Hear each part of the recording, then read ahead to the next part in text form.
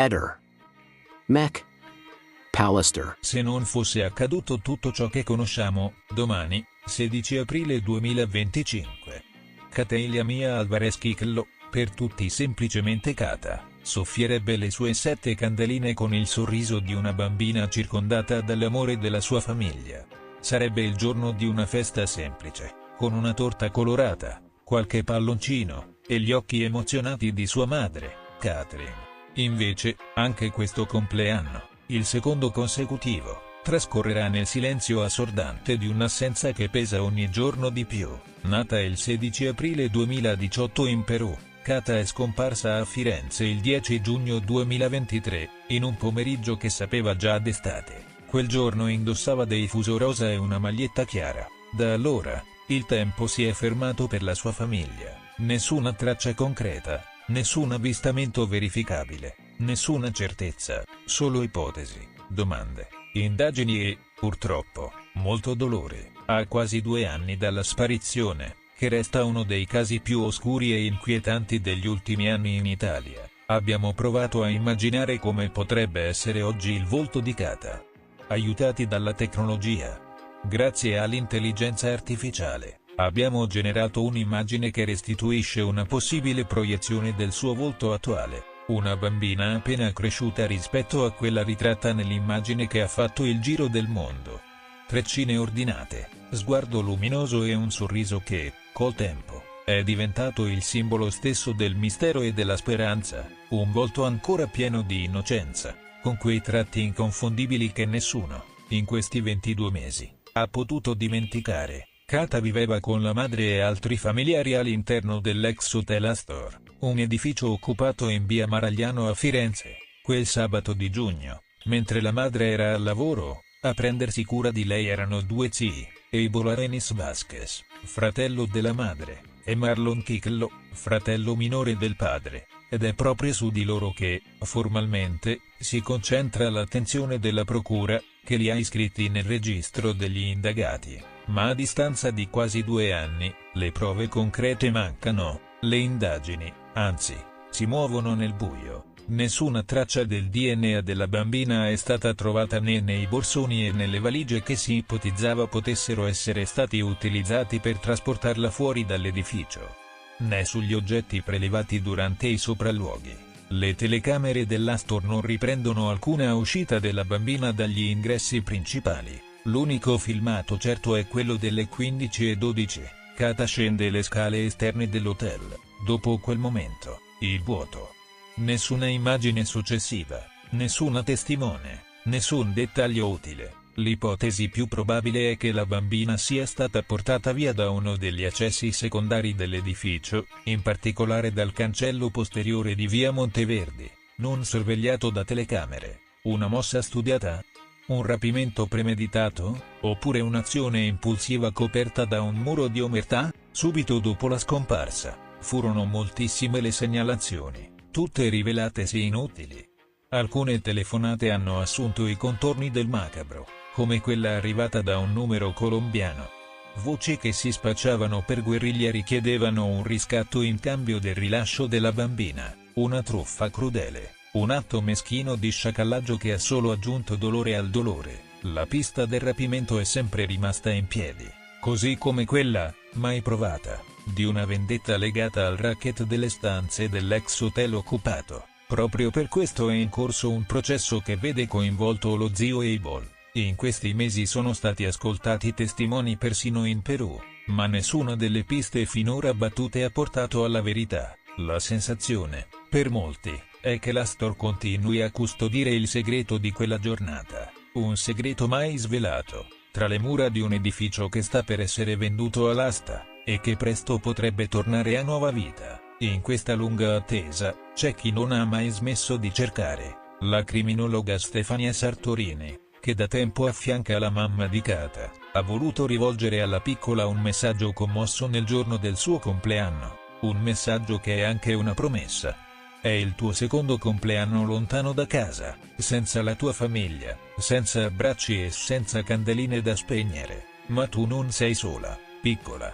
Io ti penso ogni giorno, come tanti altri che non ti hanno mai dimenticata. Lavoro sul tuo caso da mesi, con la dedizione e la cura che ogni bambina merita. Non so dove ti trovi oggi, ma il mio impegno e quello di tanti altri non si fermerà finché non tornerai dove devi essere, tra le braccia di chi ti ama. Il tuo nome è diventato un simbolo di speranza, di giustizia, di lotta per la verità. E oggi, nel giorno in cui dovresti festeggiare la vita, siamo noi a fare un voto. Non smetteremo di cercarti, non smetteremo di parlarti, non smetteremo di credere in te. Ovunque tu sia, ti stiamo aspettando. Kata è diventata un simbolo, non solo di un mistero da risolvere, ma di un'infanzia spezzata, di una giustizia che fatica a trovare risposte, e di un paese intero che non vuole arrendersi. Ogni candela che non viene spenta è un richiamo a non dimenticare, ogni giorno che passa è un invito a non smettere di cercare, perché da qualche parte, là fuori, c'è una bambina che merita di tornare a casa, e noi, come il 16 aprile di ogni anno, continueremo ad aspettarla. Gentili ascoltatori, buon pomeriggio da Sensi Galocchi. Oggi è il compleanno di Mia Catalei Alvarez, la bambina scomparsa il 10 giugno di 2 anni fa da Novoli in Firenze. E niente signori, purtroppo quello che disse il sensitivo Locchi quando andai il giorno dopo appunto la scomparsa di Cataleia, che mi regai sul luogo, ciò che dissi purtroppo trova una triste conferma. Ma da cosa me ne accorsi che il caso rimaneva insoluto?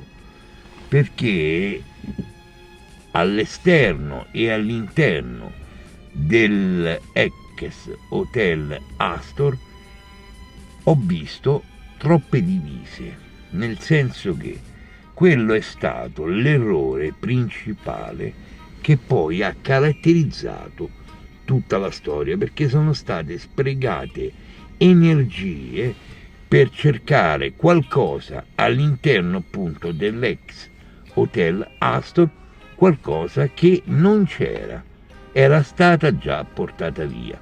Ora gli inquirenti saranno stati anche sfortunati perché sono stati sicuramente chiamati in ritardo, però signori, l'errore che poi ha caratterizzato tutta questa storia è stato proprio il fatto di andare a cercare.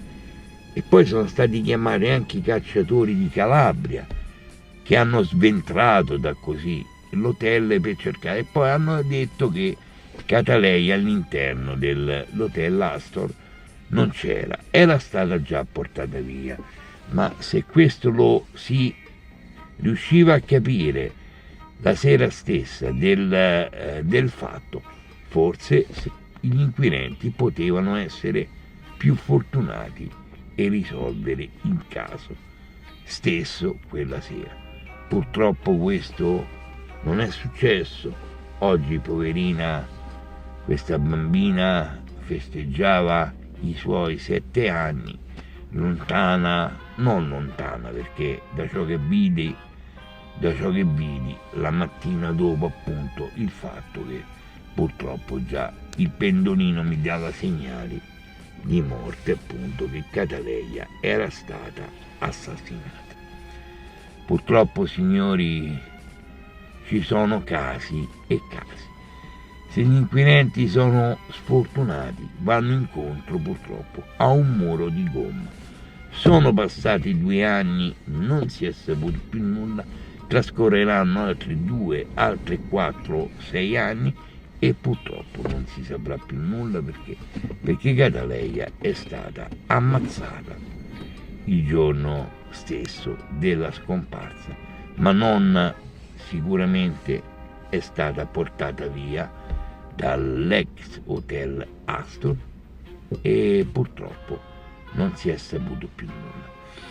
Ora vorrei, se mi permettete, spendere una parola per ciò che è accaduto l'altra sera quando sono stato ospite della Zanzara.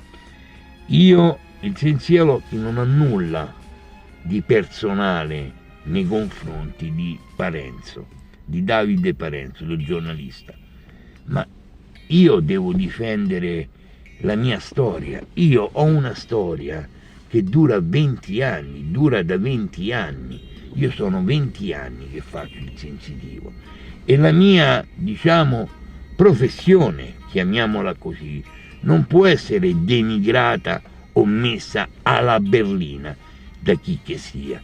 Per questo motivo io mi sono dovuto per forza difendere, che poi mi è dispiaciuto averlo trattato in quel momento, però signori, io devo difendere ciò che il Senziocchi ha detto delle cose, lui non ci ha creduto, gli ho detto anche ho delle prove da portarti.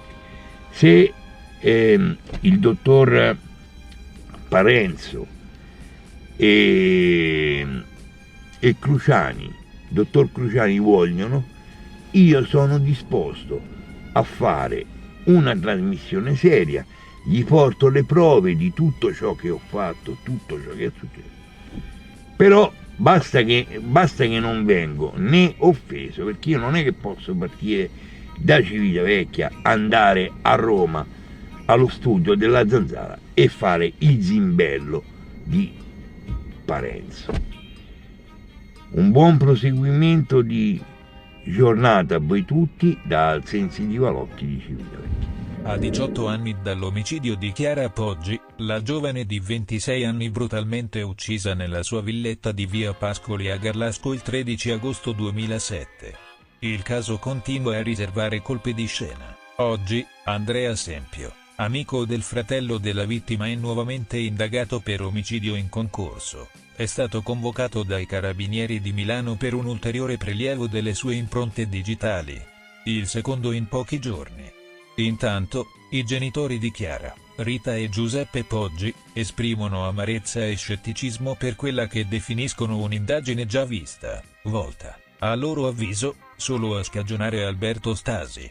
L'ex fidanzato di Chiara condannato in via definitiva a 16 anni di carcere per il delitto, secondo quanto riportato da Rai News e da un post su X del profilo @Rai News, Andrea Sempio, 37 anni, si è presentato questa mattina presso la caserma Montebello di Milano, sede della sezione investigazioni scientifiche dei Carabinieri, per sottoporsi a un nuovo prelievo delle impronte digitali. L'operazione, disposta dall'autorità giudiziaria, segue un primo accertamento analogo effettuato nei giorni scorsi e si inserisce nella nuova inchiesta avviata dalla Procura di Pavia, che vede Sempio indagato per omicidio in concorso con ignoti o, potenzialmente, con lo stesso Stasi. Le impronte saranno confrontate con quelle repertate sulla scena del crimine, tra cui quelle trovate su oggetti domestici come il dispenser di sapone nel bagno della villetta dei Poggi, mai attribuite con certezza. L'obiettivo è verificare se Sempio, amico storico di Marco Poggi, fratello di Chiara, possa essere collegato al delitto. Come suggerito dalle recenti analisi sul DNA trovato sotto le unghie della vittima, Sempio, che all'epoca dei fatti aveva 19 anni, era già stato indagato tra il 2016 e il 2017 per lo stesso crimine, ma le accuse erano state archiviate dal GIP di Pavia, Fabio Lambertucci, che aveva definito inconsistenti gli sforzi della difesa di Stasi per individuare un colpevole alternativo. La nuova indagine, riaperta nel settembre 2024 dopo un pronunciamento della Corte di Cassazione, si basa su tracce genetiche ritenute compatibili con il profilo di Sempio. In particolare un cromosoma Y trovato sotto le unghie di Chiara, come confermato dai consulenti della Procura Carlo Previdera e Pierangela Grignani. Tuttavia, un secondo profilo genetico presente sullo stesso materiale biologico non è stato ancora identificato, e ulteriori analisi sono in corso su reperti mai esaminati, come frammenti di tappetini da bagno e confezioni di alimenti trovati nella villa. Nel frattempo, la famiglia Poggi vive con crescente frustrazione l'evolversi della vicenda. In un'intervista a Lanza, il loro legale, Gianluigi Tizzoni, ha riportato il sentimento di Rita e Giuseppe Poggi: non c'è un centimetro di questa vicenda che non sia stato esplorato. Abbiamo già vissuto 7 anni di processo. È tutto un déjà vu. I genitori di Chiara, che continuano a risiedere nella villetta teatro del delitto, sono convinti che l'indagine su Sempio abbia un unico scopo: scagionare Stasi e trovare un altro colpevole, come dichiarato da Tizzoni. Per loro, la colpevolezza di Alberto Stasi, sancita dopo 5 processi e 2 assoluzioni, è fuori discussione, supportata, secondo il legale, da circa 40 magistrati che hanno confermato la responsabilità dell'ex fidanzato. L'amarezza della famiglia si è acuita dopo la decisione del GIP di Pavia, Daniela Garlaschelli, di accogliere, il 15 aprile 2025, l'istanza della procura di ricusare il genetista forense Emiliano Giardina, nominato per condurre un maxi incidente probatorio sul DNA di Sempio e su altri reperti. La procura ha contestato la partecipazione di Giardina, noto per il caso Iara Gambirasio, a causa di sue precedenti dichiarazioni in un'intervista alle Iene, ritenute pregiudizievoli per la sua imparzialità. La mossa ha sollevato critiche da parte di Tizzoni, che ha accusato la procura di temere il processo mediatico mentre diffonde dati oggettivamente scorretti sul DNA sotto le unghie di Chiara, sostenendo che tali tracce non siano definitive. La nuova inchiesta, coordinata dalla PM Valentina De Stefano e dall'aggiunto Stefano Civardi sotto la supervisione del procuratore capo Fabio Napoleone, si concentra non solo su Sempio ma anche su altri elementi sospetti emersi nel tempo. 3 brevi telefonate effettuate dal cellulare di Sempio verso casa Poggi il 4, 7 e 8 agosto 2007, quando Chiara era sola a Garlasco. Un biglietto di parcheggio presentato come alibi, ma smentito dai dati delle celle telefoniche, e la misura delle impronte di scarpe trovate nella villa, compatibili con quelle di Sempio. Tuttavia, la difesa di Sempio, rappresentata dall'avvocato Massimo Lovati, respinge le accuse. In un'intervista a Quarto Grado del marzo 2025, Sempio ha dichiarato di essere tranquillo con la coscienza e di non essere sorpreso dalla presenza di sue tracce nella villa, poiché frequentava spesso casa Poggi come amico di Marco. Non avevo nessuna relazione segreta con Chiara, ha ribadito, sottolineando il peso mediatico che lo ha costretto a prendere giorni di ferie dal suo lavoro in un negozio di telefonia a Montebello. L'incidente probatorio, iniziato il 9 aprile 2025 ma ora in attesa di un nuovo perito dopo la ricusazione di Giardina, rappresenta un passaggio cruciale: le analisi genetiche, che coinvolgeranno anche campioni biologici prelevati da Marco Poggi e da 2 amici non indagati, mirano a chiarire la compatibilità del DNA di Sempio con le tracce repertate e a identificare eventuali altri profili genetici. La procura ha inoltre disposto il riesame di materiali mai analizzati, come mozziconi di sigarette e fazzoletti sequestrati nel 2023 davanti a casa di un parente di Sempio, nel tentativo di ricostruire ogni possibile contatto con la vittima. Parallelamente, Alberto Stasi, detenuto a Bollate e in attesa di una decisione sulla sua richiesta di semilibertà, ha espresso tramite il suo legale, Giada Bocellari, fiducia nella giustizia, ribadendo la sua innocenza. La Procura Generale di Milano, tuttavia, ha proposto di rigettare la semilibertà a causa di un'intervista rilasciata da Stasi durante un permesso premio, ritenuta inopportuna. Il delitto di Chiara Poggi, avvenuto in una villetta apparentemente cristallizzata senza segni di effrazione, continua a dividere l'opinione pubblica. Per gli inquirenti, Chiara conosceva il suo assassino, come suggerito dal fatto che aprì la porta in pigiama, ma mentre la famiglia Poggi chiede che si ponga fine a quella che considera una persecuzione giudiziaria, le nuove indagini su Sempio riaccendono il dibattito sulla verità di un caso che, a distanza di quasi 2 decenni, sembra lontano dall'essere risolto. Le prossime udienze e i risultati delle analisi genetiche saranno decisivi per il futuro del processo. Si è tenuta oggi, presso la Corte d'Assise d'Appello di Bologna, un'ulteriore udienza del processo di secondo grado per l'omicidio di Saman Abbas. La 18enne di origini pakistane uccisa a Novellara nella notte tra il 30 aprile e il 1 maggio 2021. In aula, i riflettori si sono accesi sulle strategie difensive, con 2 punti cruciali emersi durante il dibattimento. la richiesta di clemenza per lo zio Danish Hasnain, riconosciuto come collaborativo per aver indicato il luogo di sepoltura del corpo, e la strenua difesa di Nazia Shahin, madre di Saman, il cui legale insiste per l'assoluzione, sostenendo la sua estraneità al delitto. Il processo vede imputati i 5 familiari di Saman, i genitori Shabar Abbas e Nazia Shahin, condannati all'ergastolo in primo grado, lo zio Danish Hasnain, che ha ricevuto una pena di 14 anni, e i cugini Ikram Hijazi e Nomanulak, assolti nel 2023 ma contro cui la procura ha fatto ricorso. Il movente del crimine, secondo l'accusa, è il rifiuto di Saman di accettare un matrimonio combinato in Pakistan, un gesto che avrebbe rappresentato un disonore per la famiglia. Un elemento centrale dell'udienza odierna è stata la posizione dello zio Danish Hasnain. Il suo avvocato, Liborio Cataliotti, ha sottolineato il contributo offerto dal suo assistito alle indagini, evidenziando come Hasnain abbia indicato il luogo esatto dove il corpo di Saman fu sepolto. Un casolare abbandonato a Novellara, permettendo il ritrovamento dei resti nel novembre 2022, ha aiutato il processo. Questo deve essere preso in considerazione, ha dichiarato Cataliotti, come riportato da un post su X della testata 24 Emilia. La difesa ha ribadito che il ruolo di Hasnain resta ambiguo.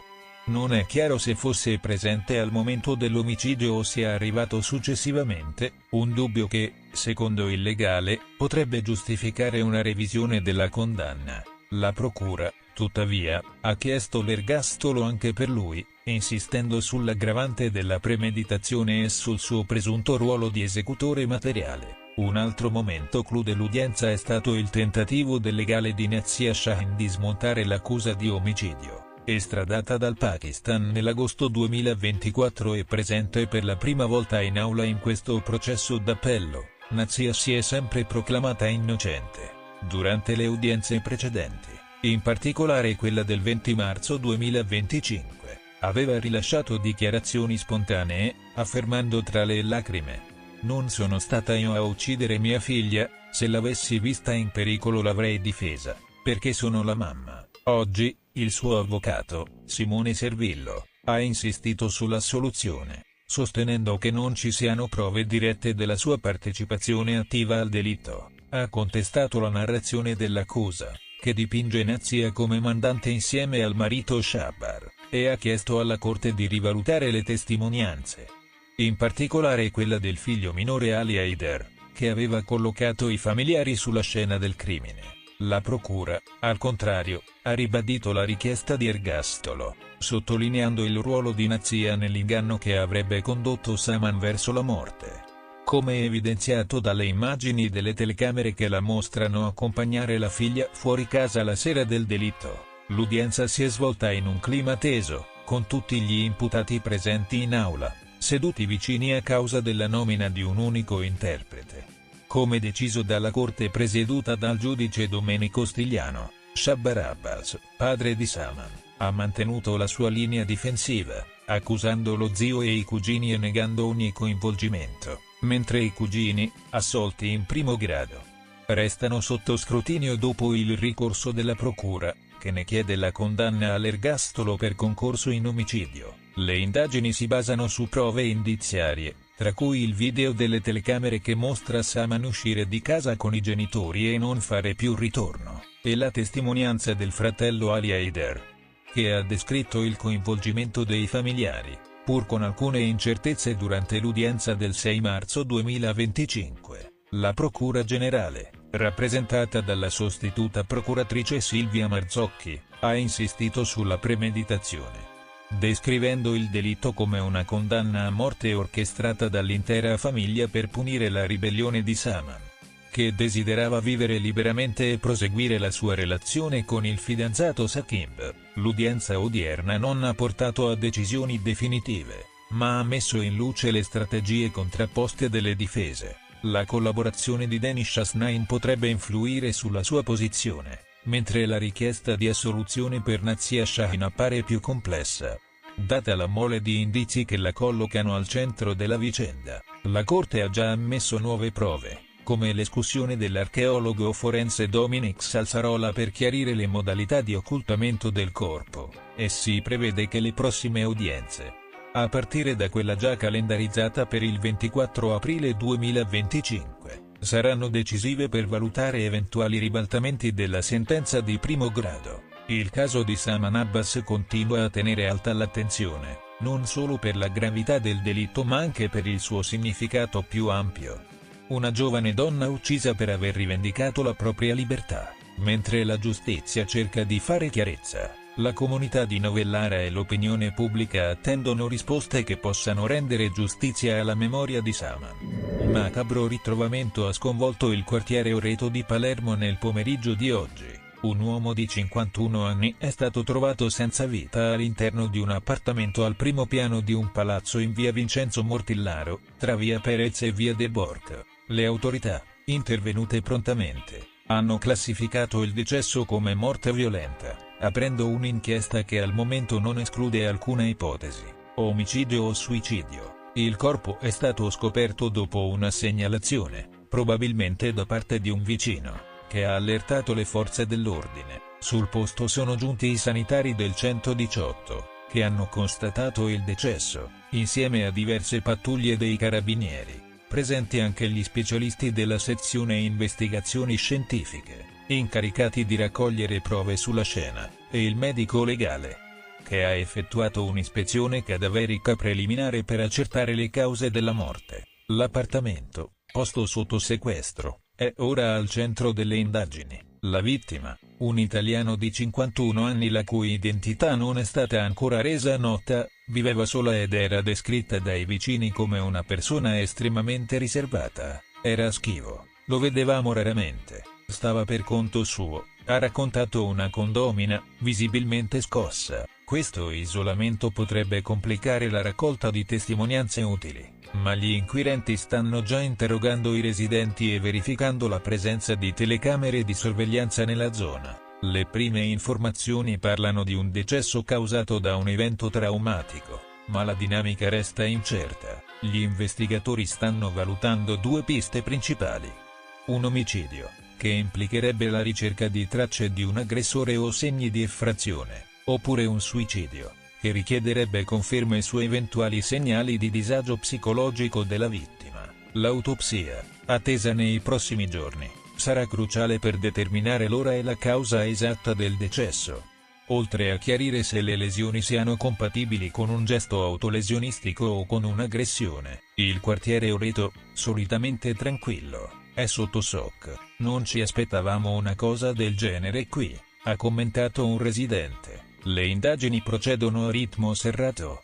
La SIS sta analizzando ogni dettaglio nell'appartamento, da impronte digitali a possibili tracce biologiche, mentre i carabinieri stanno ricostruendo le ultime ore della vittima per individuare contatti o eventi significativi. Il rigore investigativo, con il coinvolgimento di esperti forensi e medico legale, richiama altri recenti episodi di cronaca nera a Palermo, come l'omicidio e suicidio di via Notarbartolo del 2024 o l'omicidio di Partinico del marzo 2025. In attesa dei risultati delle analisi, il mistero di via Mortillaro tiene col fiato sospeso la città, con la speranza che la verità emerga presto. Le indagini proseguono, e ulteriori sviluppi sono attesi nelle prossime ore.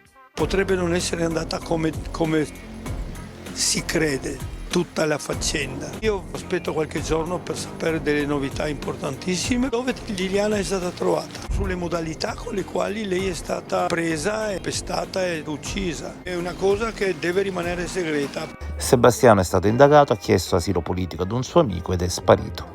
Questo doveva essere fatto 3 anni fa o più, non solo con lui ma con tanti altri, probabilmente io compreso.